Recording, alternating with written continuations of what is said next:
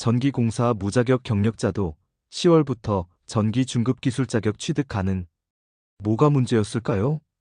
고압 전기공사, 즉 1000비에서 10만 비에 이르는 전력 작업은 그 특성상 고위험 고난도 작업으로 법적으로 반드시 중급 전기 공사 기술자를 현장에 배치해야 합니다. 그런데 기존의 시행령 규정은 전기 전공자이거나 국가기술 자격증기 사산업 기사기능사 등 보유자만 중급 기술자로 인정하고 있었습니다. 이로 인해 전공은 아니지만 수십 년간 현장에서 경험을 쌓은 경력자들이 이 자격을 인정받지 못했고, 그 결과 공사가 지연되거나 책임자 없는 현장이 발생하는 등 산업 현장의 애로가 지속되었습니다. 전기공사업체들은 중급 기술자 없어서 공사 못한다는 피해를 호소했고, 한국전기공사협회는 이런 기준이면 업계가 제대로 굴러가지 않는다며 산업부의 제도 개선을 요구해왔습니다. 바뀌는 내용은 뭘까요? 중급 기술자 무자격 경력 인정 기준 확대. 기존에는 경력은 있어도 전공 자격증 없으면 완전히 문이 닫혀있던 반면, 이번 개정안은 다음과 같이 비전공 경력자에게 문을 열었습니다. 학사 이상 학력을 가진 경우 최저 9년 이상 현장 경력, 전문학사 학력 12년 이상 경력, 고졸 이하라도 15년 현장 경력. 이 요건만 충족하면 비전공 경력자도 공식적으로 중급 전기공사기술자로 인정받을 수 있습니다. 물론 기사산업 기사기능사 등 기존 자격증 보유자는 여전히 종전 기준에 따라 인정받을 수 있습니다. 무자격 경력자의 교육평가를 통한 역량 검증. 단순히 경력만 채운다고 끝나는 게 아닙니다. 양성교육과 온라인 평가라는 검증장치가 추가돼 실제 실무 역량을 평가받아야 합니다. 중급기술자 양성교육 산업부 지정교육과정. 온라인 성취도 평가 무료이며 최대 3회 응시 가능. 이 두 단계를 통과해야 비로소 공식적인 자격이 주어집니다. 제도의 흐름을 단계별로 자세히 알아보겠습니다. 첫 번째 경력 기준 충족 여부 판단. 학사 9년 이상 경력 전문학사 12년 이상 경력 고졸 이하 15년 이상 경력 필요. 두 번째 양성교육 이수.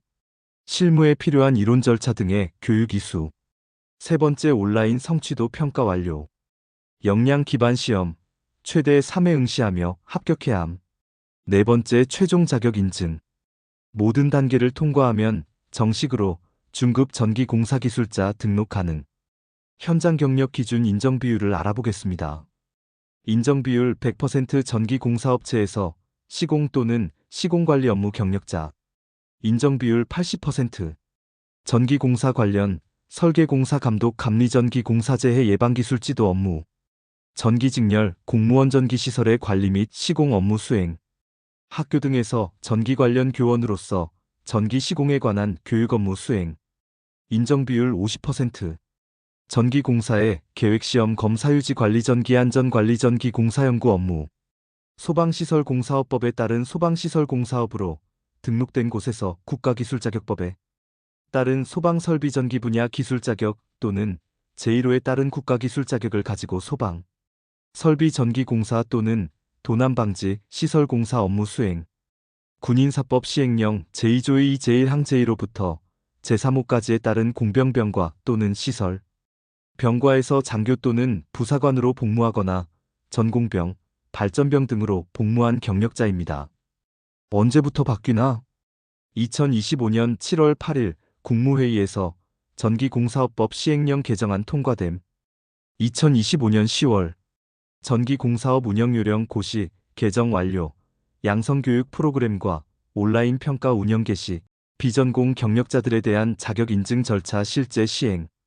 10월 이후부터 실질적인 제도 변화가 현장에 적용된다고 보시면 됩니다. 무엇이 달라졌나? 경력만 갖춘 비전공자도 자격 인정 대상에 포함되며 교육, 시험이라는 검증 절차를 통해 자격이 정당히 부여됩니다. 이 변화는 단순한 완화가 아니라 제도적 정비로 현장 수요와 안전 품질을 동시에 고려한 구조 개선이라고 합니다. 기대 효과. 하나, 인력 부족이 해소된다. 사실상 버려져 있던 비전공 실무 경력자들이 제도권 안으로 들어와 기술자 풀풀이 넓어져 채용 가능성이 크게 늘어납니다. 둘, 공사 지연이 줄어든다. 중급 기술자 부족으로 인해 지금까지 공사 중지 일정 지연이 빈번했는데 경력자 투입이 가능해지면 공정 안정화가 기대됩니다. 셋 안전성과 품질이 강화된다. 교육과 평가를 통과한 기술자만 실무에 투입되므로 단순히 경력만 많은 사람보다 더 안전하고 수준 높은 시공이 이루어집니다. 이처럼 인력 확보, 공정 안정, 품질 향상이 선순환 구조로 이어질 것으로 보입니다. 이상이 산업통상자원부의 설명입니다. 구독과 좋아요는 사랑입니다.